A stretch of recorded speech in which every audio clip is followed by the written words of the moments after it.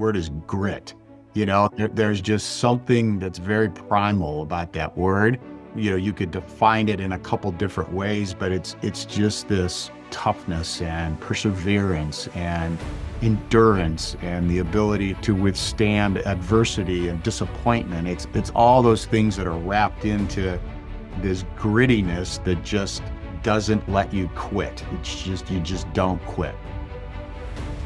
Welcome to Corporate Competitor, presented by Forbes Books, the podcast where executives share how the lessons they learned playing sports shaped their leadership. With me for today's episode is Mike Silvestro, CEO of the private aviation company FlexJet. His leadership roots trace back to the football fields of Notre Dame, where he walked on to the team. Those early lessons in grit, humility, and teamwork have shaped how he leads today. As a champion of trust, of culture, and shared success, Mike will talk about how we can all bring a team-first mindset to our next challenge. Now, make sure to check out corporatecompetitorpodcast.com/notes for my favorite quotes and reflection questions to help you apply today's insights. Mike, thanks for joining us. Don, it's a pleasure. Thank you for having me. I loved studying your career and understanding not just your amazing executive presence, but also the grit and grind it took to do what you did in college. You played football growing up, and then you decided to walk on at Notre Dame, right? Yeah. I mean, now there's a famous Notre Dame walk-on story, obviously, with but you were actually coached for a little while by Daniel Rudiger, who our audience knows more as Rudy, Yes. famous for the movie that was in 1993 depicted his story. Tell me about your interactions and the walk-on Sure. process and Yeah. the program at Notre Dame. Yeah. Well, so, I grew up in Cleveland and of course, like a couple parts of the country, Cleveland and Ohio and Western Pennsylvania, there's some storied football, history and No tradition. question. And so that was what my passion was as a young man. I had some great friends that I'm still friends with 50 years later that, you played with. And so we were good, and I was good, but I wasn't Notre Dame good. And so I got some offers from some smaller schools, and one of my best buddies, Sean Kennedy, Irish Catholic, grew up loving Notre Dame forever and Right. ever. And so, Sean said, "Well, come on, why don't we apply to Notre Dame?" And so, of course, as the story goes, I get accepted, and Sean does not. Oh no. Oh, And so one of our other great friends, a guy named Jim Laughlin, who ended up having a 10-year career in the NFL, everybody came to recruit Jim. Woody Hayes came to our high school, of course, Notre Dame, Michigan, USC.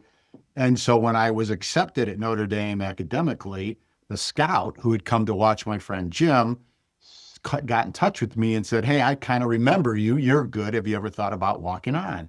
And up until that point, I didn't. And so this man's name was Jim Rogers, and he sort of, people in your life chart, nudge you in different directions. And he certainly, encouraged me to do so, helped me do so. So I showed up first year of freshman year, and where there was a 4-day trial, and I ended up making the team. There was about 40 guys that tried out. And in those days, Don, this is 1976, there were unlimited scholarships in NCAA. So of a 30-some freshman roster at Notre Dame, the only other non-scholarship athlete was a kicker, a guy named Joe Eunice from Dallas. So Rudy, the movie ends, the great movie ends, and I'm there the next fall, and Rudy stayed on as a graduate assistant. And so he ran what we called prep defense. You've seen in the movie where we're sort of preparing the offense of that week against who they're going to face. And so that was my first freshman year experience. And Rudy took me under his wing because I'm essentially the only freshman who is having an experience like what he had. And so he was very good to me. And that's kind of my quick story. Not so quick, I hope, to not too long, but that's how I ended up getting there and my interaction with Rudy. Talk to me about so one thing that maybe most listeners might understand, but others might not. Um, when you talk about prep defense, right? Yes. So, but what that means is that every week you are mimicking the defense of the upcoming opponent, which means unlike other players who are practicing Notre Dame's plays and Notre Dame's defense, you're having to learn a new system every week. Great insight. That's exactly right. So, freshman, one week you're Georgia Tech. It's kind of funny. We had jerseys, right? And so, I was a defensive back, I was a safety. So essentially every week, one week I was number 7, and the next week I was 12, and the next week I was, 19, because essentially I was portraying the Georgia Tech safety and then the USC safety and then the Michigan safety.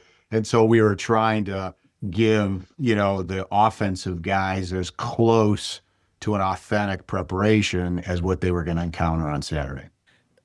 What did that do for you? That idea that every week you literally had to remake yourself, if you will, in Yeah. order to be best for the team. What is that experience? I want to get into the whole walk-on experience because we've had a few on this podcast.